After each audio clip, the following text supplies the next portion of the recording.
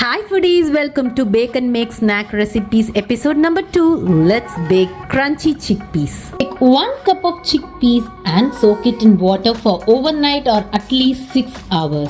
Then transfer it to a pressure cooker and pressure cook it for up to 3 whistles. Once the pressure goes off, let's open the cooker and then strain off the liquid. Let's keep it aside for some time, let it semi-dry. After some time, sprinkle in some salt, shake well and coat it all over, then add a tablespoon of olive oil. Mix it well so that this olive oil glazes all over the chickpeas. Now to a baking tray, let's add this chickpeas. You can Also use canned chickpeas, just spread it over the baking tray.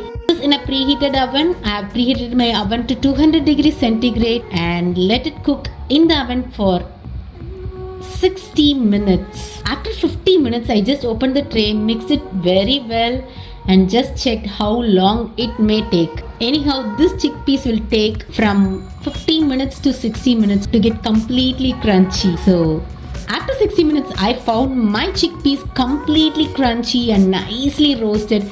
I could even see 2 to 3 chickpeas which is turned black. Let's spice it up with some chili powder. You can add any herbs or garlic powder of your choice. I just wanted to spice it up. It's just tasty as such.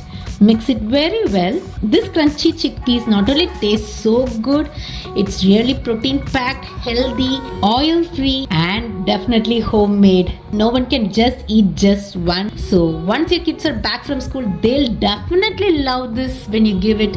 So make this bake and make crunchy chickpeas very easily. They will just go crazy gaga over this chickpeas and enjoy. Meet you in another Bake and Make Snack series. Until then, don't forget to subscribe to our channel. Bye.